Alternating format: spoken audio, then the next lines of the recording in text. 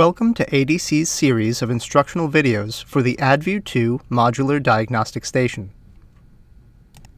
In this video, we'll show you how to use all the ADView 2 modules simultaneously.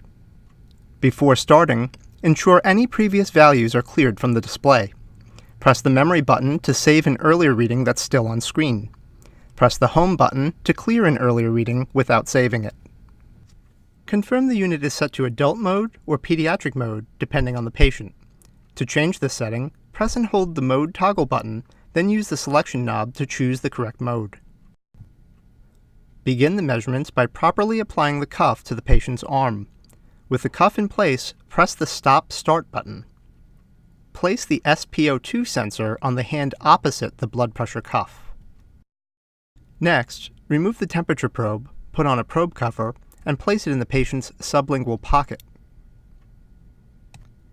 Each measurement will display when complete. All should be ready within about 30 seconds. Measurements can be taken in any order, but this sequence is optimized so the longest, blood pressure, is started first.